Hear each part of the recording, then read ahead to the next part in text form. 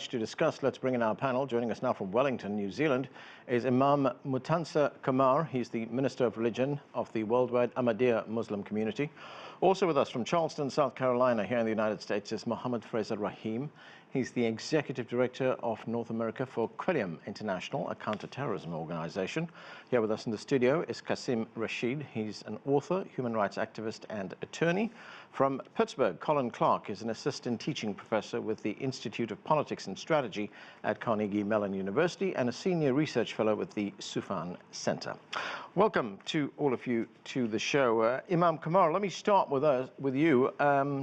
What can you tell us about how the Muslim community in Christchurch is recovering from this tragedy and coming to terms with this horrific attack last week?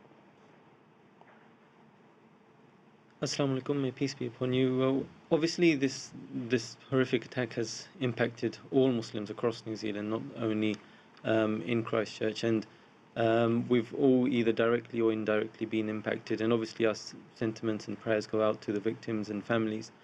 There's a sense of fear and anxiety and concern at the same time across the Muslim community in New Zealand, but at the same time the response we've got from the general public is of acceptance and love, and that's really encouraging and comforting. But there are issues that need to be addressed as well, which have come to light from this. A couple of years ago there was a study done here in New Zealand, it was based in New Zealand, of over 16,000 people, and the study concluded that the more avid a newsreader one is here in New Zealand, the more likely they are to hold anti-Muslim sentiments and reduced warmth towards Muslims. So it's really concerning, and obviously this is a depiction of that as well. And Imam Qamar, could you tell us about security at mosques in the country right now? Well, the police have been working closely with all mosques across New Zealand, including our mosque. We've got the largest purpose-built mosque in New Zealand, and there's been armed police there. The mosque isn't fully back to normal yet. The police are obviously providing security as much as possible. We've had the evening prayers just yesterday as well, and at the moment we've opened the mosque only for evening prayers. But we'll be working closely with the police going forward. Obviously, the government's got a big responsibility in providing security for all members of society, including the Muslims, and making sure that we feel safe when we do go to the mosques and worship. Right, let's bring in Mohammed Fraser-Rahim. Mohammed, the gunman left behind a 74-page manifesto. He describes himself as a white nationalist. How widespread is this ideology in the world? Is it getting into the mainstream now?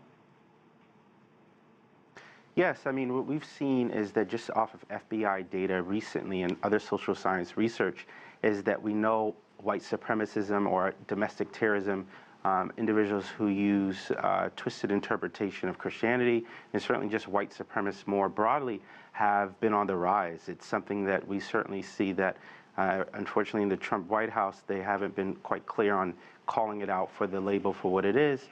And so this is a concern. I can tell you, as someone who formerly worked in the U.S. government for over a decade at the National Counterterrorism Center, I would have been working on these issues domestically speaking, as well as the broader issue of transnational terrorism. So I think that the fact that I'm still working these problem sets on the outside and also have been a former government analyst shows that we still have a lot of work to do. We have to remain hopeful, but this is certainly a rising trend. And it's not just in the United States. Certainly we see in New Zealand, we're seeing in Europe, and other places throughout the world as well. Qasim, Islamophobia has become ubiquitous. We hear it from the White House, we hear it from other leaders around the world, we hear it from even popular talk show hosts on television here in this country. How does that contribute to the kind of atmosphere, the environment that we see now? Well, one of the most frustrating things that we saw after this attack was that people expressed shock that this attack had happened. If you ask any Muslim, any person of color, anyone who's already in a marginalized community, they'll tell you that what else did you expect when you have the president referring to Syrian refugees as serpents and immigrants as invaders, when Tucker Carlson calls Iraqis primitive monkeys. When you dehumanize a people and you turn a blind eye to the rising white nationalism and white supremacy that's engulfing our country. I mean, according to the Department of Homeland Security, to the FBI, to the active duty military members, and to the police forces in the United States. 4 different security entities all agree that white supremacy terrorism is the single greatest threat to America right now. And you have a president who says, it's not that big of a deal. Right. That's a dynamic and dangerous combination, and it's going to result in more extremism. Just now, a report came out that another white supremacist entered a mosque in Phoenix and threatened to kill them, and fortunately he was arrested. But until and unless leadership acts with justice, upholds the rule of law, and ensures that all citizens, regardless of faith or no faith, are treated with safety and security, my fear is that these kinds of attacks are going to continue. And there's also a difference, Qasim, in the way these things are treated. On the one hand, you know, we see white nationalists carry out crimes like this, it's treated as a crime, right. Whereas if we get it the other way around, where a radical Muslim carries out a crime, is immediately branded a terrorist. The labels are put on them. Not only are the labels, but then the media attention is put on it. If a Muslim, I mean, statistically speaking, looking at the media as a whole over the last several decades, if a Muslim commits an act of violence, he receives 7 times more attention than if a white supremacist does so as well. So this creates this fear in society that Muslims are somehow more prone to violence. And I'll add this point. The Anti-Defamation League's report from 2018 shows that 100% of the Americans killed last year by a terrorist were killed by a white supremacist terrorist. And so for us to continue to defund efforts to de-radicalize white supremacists is ultimately destroying our own country. In my district, where I'm running for Virginia State Senate, the KKK is handing out flyers to recruit people and to intimidate Black Americans. This is unacceptable, and anyone who tolerates this needs to be held accountable. That includes social media companies who don't shut down white supremacists and white nationalists, and government agencies or government officials who look the other way when these types of people commit terrorism, because they're ultimately harming our country, and that bleeds over, literally and figuratively, to other parts of the world, like what we saw in New Zealand. All right, let me bring in Colin Clarke. Colin, we have this violent ideology which is spreading around the world. The man who was arrested in New Zealand for this, for these shootings, was a lone gunman. That's what we know right now. Apparently he belonged to no group and was not on any kind of police or security watch list. So how difficult does that make it to track people like this, to try and prevent attacks like this? Yeah, well, it certainly makes the issue more difficult, more challenging. But what we do know is that very often these, what are initially thought to be lone wolves, are acting as part of a broader network. And indeed, this is not a domestic issue. This is not a parochial issue in the US, the UK, Canada, etc. This is a truly transnational problem, and it needs to be met with a transnational response. And I think, finally, at least I know in the academic and in the policymaking community, people's eyes have been open to that. We now have to hope that that happens at the government level, and that we use this very robust counterterrorism infrastructure that we've built since 9/11 to share intelligence and to cooperate on the rising threat of right-wing terrorism and extremism. Colin, you talk about the robust government infrastructure that was built after 9/11, but isn't it a problem to use those laws, to implement those kinds of strategies when the crimes that are committed are not considered terrorism? Yeah, so I think that gets to what the issue is, whether, you know, we need to call this unambiguously what it is. Any act of political violence is terrorism, put simply. And so I think there needs to be a real, reassessment of what we consider terrorism. And I'll tell you, I've been called at least 3 times in the last year and a half to go testify on Capitol Hill about the threat from jihadi terrorism. I'd like to see similar hearings held on the threat from violent right-wing extremism. I haven't seen them yet. I'm hoping that's going to change in the near future.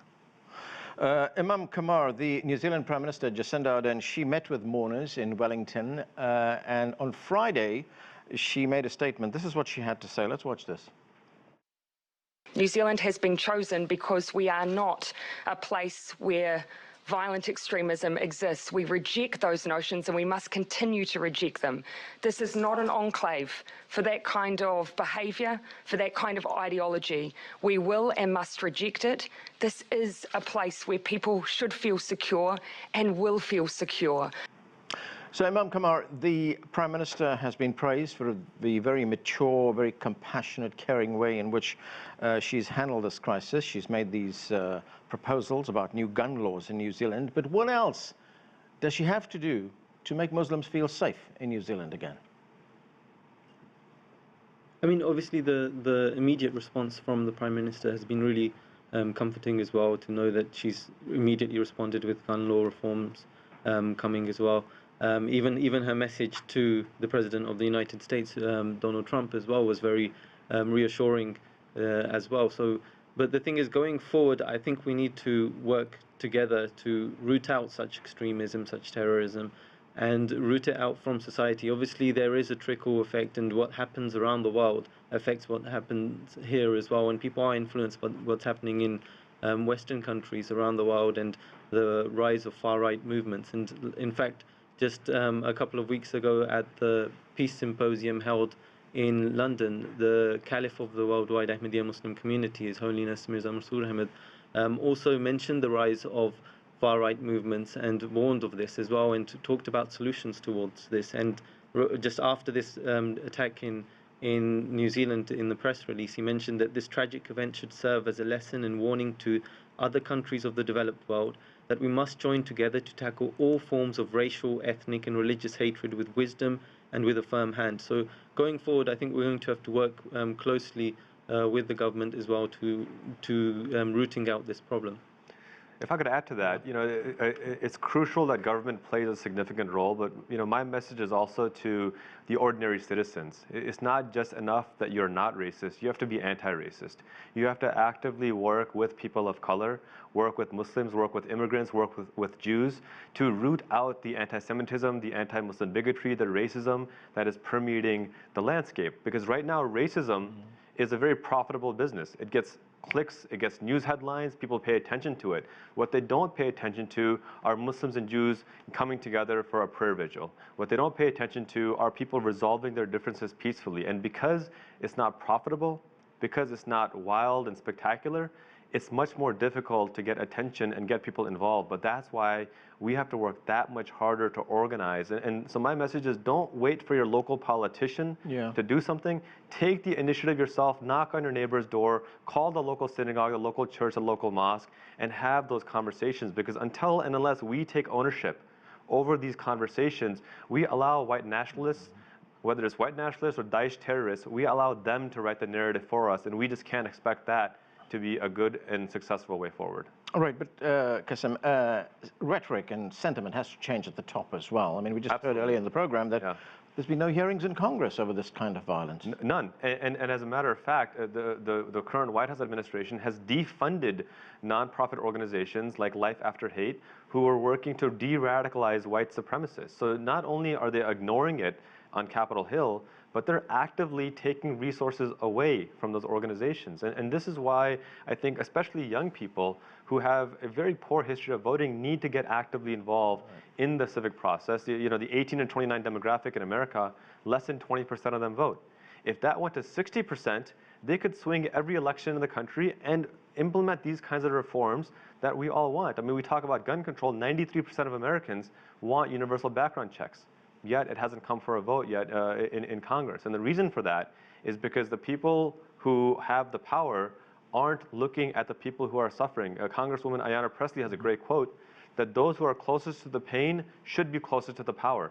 But unfortunately, they're not right now. So if the people at the top aren't being responsible, my message is for the citizens to be active, involved in the civic process, and replace them with people who will uphold justice and safety for all people. Mohammed Fraser-Rahim, the 28-year-old man who was arrested, what are your thoughts on how he used social media? This attack was broadcast live on Facebook, and even before Facebook could take it, I think it took something like 17 or 18 minutes before Facebook realized that this was on the air, before they could take it down. He was spreading terror using this social media network. What can be done about that? So, I mean, this effort requires social media, or I should say, companies like Facebook and Twitter to be involved. I mean, as my previous panelists have mentioned, this is a whole of society approach. I mean, but we have precedents to this as well. If we look at someone like the English ideologue Anwar al-Awlaki, he has been immortalized in his grave more than when he was alive. I mean, I am in Charleston, South Carolina right now, where in 2016, a white nationalist, Dylan Roof, murdered 9 African-American individuals. And he, in his manifesto, the individual that we shouldn't even name, he utilized and he mentioned Dylan Roof as one of the individuals who motivated his actions. So I think what we have are lessons that we can learn from jihadist extremism, lessons that we've learned from white national extremists from the past, that we can find corrective measures to reform these activities as well. What I also want to add as well, and I think is certainly important, is that once these individuals are arrested or incarcerated too as well, we have to find rehabilitative measures to address these concerns. My organization is one organization out of many organizations that are out there who are working to rehabilitate individuals. We just came out with a documentary about the steps of how do you help individuals after they have been former extremists in all its fashion, whether they're white nationalists or they're jihadist extremists. How do you combat this? Unfortunately, there is not a coordinated effort by the U.S. government in terms of a purposeful de-radicalization program, whether they are Islamists or jihadists or whatever framing we want to use that terminology, or if they are white nationalists. And that needs to be taken seriously at the state level and at the federal level for us to see real changes. Unfortunately, in New Zealand, the individual who carried out these actions, he will not face the death penalty. There is not a death penalty inside New Zealand. So when the question comes up, not just in New Zealand or in other European nation states or in the United States as well, right, what happens when individuals are incarcerated for these crimes as well? Colin, what are your thoughts on how an organization, a corporation like Facebook monitors this, polices this? It's very difficult. I mean, there's a fine line between controlling what's the content that's on these networks and censorship, I guess. Yeah, I think we've seen a sea change in the last year or two, at least in terms of the will to do something about it. Now, there are technical aspects that involve algorithms, writing code, potentially using artificial intelligence to remove postings, and I think that's very much still a work in progress. I do have some colleagues that work for these social media companies that I can say on good faith are very much dedicated and devoted to making a difference here. That's why they left their former jobs. But again, I think there's a lag effect between the time where we actually, identify this as a problem and by the time we start seeing results. It is ironic, I'll point out, that one of your guests is calling from from Charleston, South Carolina. I'm here speaking to you from Pittsburgh, Pennsylvania, where we had the horrific Tree of Life synagogue shooting. So two of the guests are joining you from cities where there have been devastating acts of terrorism committed by right-wing extremists. Those data points alone should tell you what a problem this is.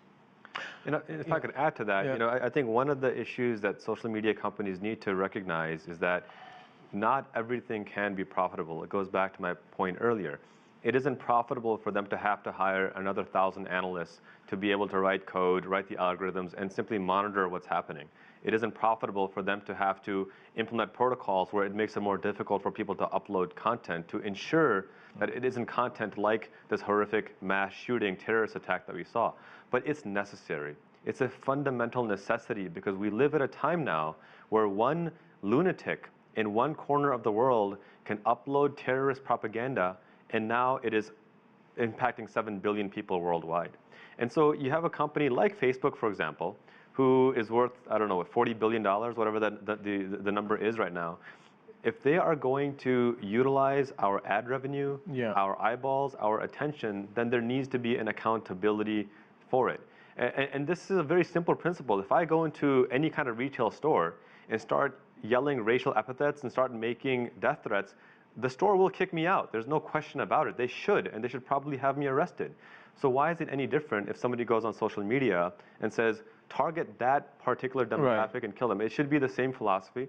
And if social media giants aren't willing to accept responsibility for the way their product is used, just as every other organization is, then there needs to be more involvement. And I don't want this to happen because I love the free market, but if they're causing the deaths of people and not being accountable to them, there needs to be a breaking point where the government steps in and makes them accountable. Yeah, right. Qasim, we've got a few minutes left, but you're getting involved in this yourself. I mean, you're running for office in Virginia for the Senate. Absolutely. The state Senate in Virginia.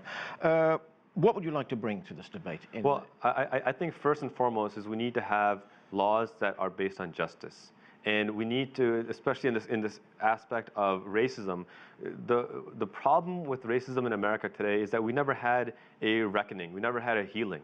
After Nazi Germany collapsed, the Germans had a reckoning. They paid reparation to the survivors of the Holocaust, and they tore down Nazi memorabilia, Nazi statues. In the United States, in the Jim Crow era, well after the Civil War ended, we built white supremacist monuments. Last January, my opponent actually praised Robert E. Lee, who was a general for the Confederate Army, fighting for slavery, fighting for white supremacy. Right. So what kind of a message are we sending if we are still celebrating the terrorists who try to destroy our nation? So what I would bring to this candidacy is a leadership based on justice that represents truly all people, as opposed to those who rebelled against the United States. Imam Qamar, getting back to what the New Zealand government is trying to do now, there have been efforts in New Zealand to change the gun laws. There was an effort in 2005, 2012, and 2017. All those efforts failed. What's different this time?